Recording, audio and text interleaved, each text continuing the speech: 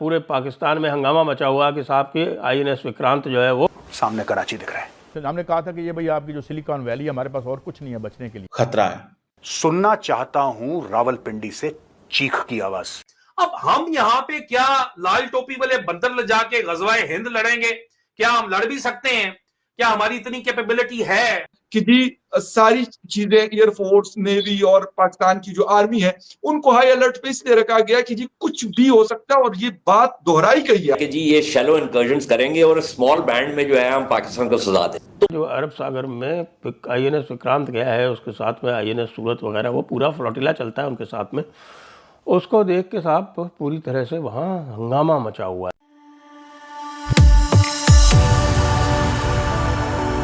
जय हिंद दोस्तों, मेरे चैनल मोदी देश में आपका स्वागत है।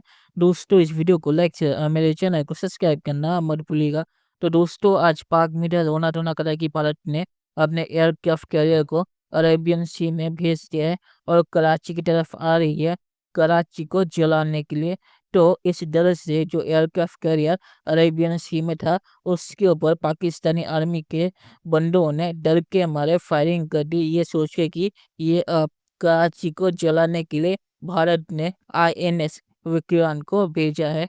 तो इसके जवाब में भारत के एयरक्राफ्ट कैरियर ने भी जवाबी फायरिंग की, जिस वजह से पाकिस्तानी आर्मी डर के भाग गई। तो पाकिस्तानी मीडिया अब इतनी डरी हुई है कि आईएनएस विक्रांत को अरेबियन सी में देख के उसके ऊपर डर के मारे फायरिंग शुरू कर दी।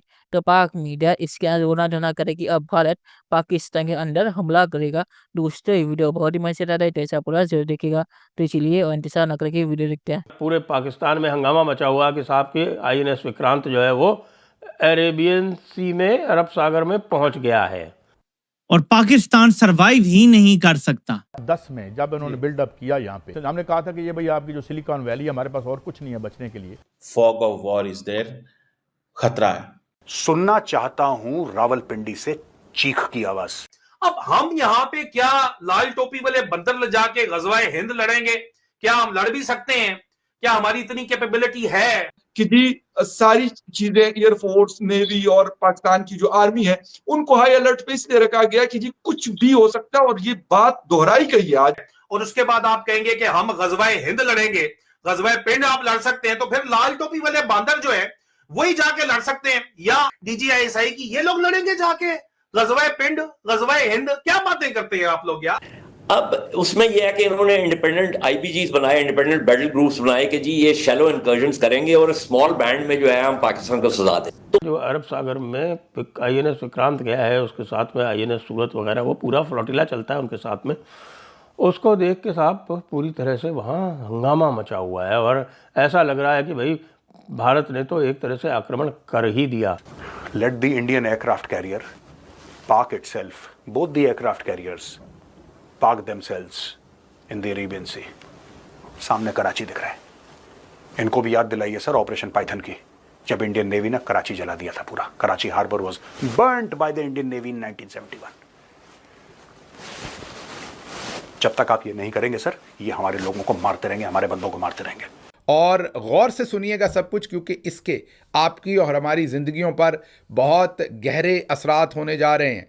पूरे साउथ एशिया के खित्ते पर इसकी बहुत गहरी रेमिफिकेशंस हैं। जो हिंदुस्तान के अंदर हुआ है 2 दिन पहले, और आज उसका जिस किस्म का रिस्पॉन्स हिंदुस्तान दे रहा है, कि जिस तरीके के डेवलपमेंट्स दिख रहे हैं आज सुबह से, हमें कोई इन्फॉर्मेशन नहीं थी हमारे पास कि आईएनएस विक्रांत कहाँ है।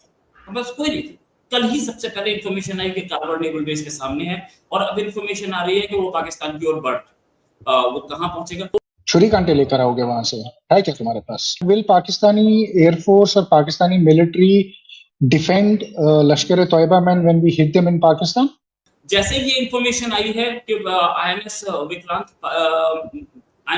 एयरक्राफ्ट कैरियर है और स्ट्राइक ग्रुप है, मतलब आईएनएस विक्रांत के आगे एक शिप होगा, पीछे एक शिप होगा, लेफ्ट राइट एक शिप होंगे, नीचे सबमरीन होगी, वो पूरा का पूरा स्ट्राइक ग्रुप में आता है। उसके साथ वो 10 शिप के आसपास चलते हैं। वो स्ट्राइक ग्रुप अब पाकिस्तान की ओर बढ़ा है। तो ये अटैक भले ही ना करे, लेकिन ये प्रेशर बिल्डिंग टैक्टिक जरूर। What does that signify? That Pakistani military is doing that? इतनी तो फटी हुई है, हमारा एक INS विक्रांत किसी ऑपरेशन से वापस आ रहा है, तुमने लाइव फायरिंग शुरू कर दी है अरेबियन सी के अंदर, तुम्हारी इतनी फट गई है। उनकी तरफ से फायरिंग हुई है और हमारी तरफ से भी प्रैक्टिस चल रही है। 1 INS Vikrant is coming back और इनकी हालत इतनी खराब है। अच्छा, इसको देखते के साथ ही पाकिस्तान ने एक वो निकाला कि भाई हम हम एक मिसाइल टेस्ट करने वाले हैं। एक रेंज दिया उन्होंने, तकरीबन इंडिया से थोड़ा सा आगे से शुरू होता है। मिसाइल कोई टेस्ट हुआ है, ऐसी कोई नॉलेज भी नहीं। INS सूरत ने आज एक मिसाइल टेस्ट किया, उसका वीडियो सामने आया। तो कहीं ना कहीं नर्व्स जो हैं वो एकदम पीक पे हैं। आज जो आपकी नेशनल सिक्योरिटी मीटिंग हुई है उसमें आप देख लीजिए, जितने भी लोग बैठे थे, प्राइम मिनिस्टर समेत जितने भी लोग बैठे, सबकी ऐसी शक्ल बनी हुई जैसे 10th में कंपार्टमेंट आ गई हो। कुल भारत में 135 अलहदगी पसंद तहरीकें चल रही हैं, 135 135, लेकिन जो 7 सिस्टर स्टेट्स हैं उनमें सिर्फ जो अरुणाचल प्रदेश है उसमें 37 मूवमेंट्स हैं, एक जगह पे, एक रियासत में। एक बड़ा महाज जो खुलने लगा है, अब जो जवाब इंडिया की तरफ से इसका आने वाला है, ये तो देखिए अब करता क्या है। ये तो अब भारत ने बमबारी करनी है पाकिस्तान के शहरों पर। लाहौर पर बमबारी होगी, कराची पर बमबारी होगी, यहाँ पर बमबारी होगी। उसने तमाम उस पर जो है उसने नेस्तो नाबूद कर देना है, ये बात कही जा रही थी। जिस तरह ये शेख रशीद साहब और जो कहते रहते हैं, आपको पता ही है, लाल टोपी कुछ लोग पहनते हैं, कुछ वैसे ही कहते रहते हैं कि जी पाव पाव भर के बम जम उठा उठा के फेंकेंगे। हमने क्या ये जो न्यूक्लियर बनाए शबरात पे चलाने के लिए बुलाया? नहीं, उन्होंने तो आपके अताशी तक निकाल दिए, आपके मिलिट्री अताशी और जितने भी वहां पे हैं उनको उन्होंने पर्सोना नॉन ग्रेटा करार दे दिया, उन्होंने आपके वीजास बंद कर दिए, उन्होंने आपके बॉर्डर क्लोज कर दिए। चलिए दोस्तों, इस वीडियो बात करते हैं। तो ये INS विक्रांत के ऊपर जो पाकिस्तानी आर्मी ने बेवकूफ़ों की तरह फायरिंग की है, तो एयरक्राफ्ट कैरियर को क्या फायरिंग करके डुबा सकते हैं।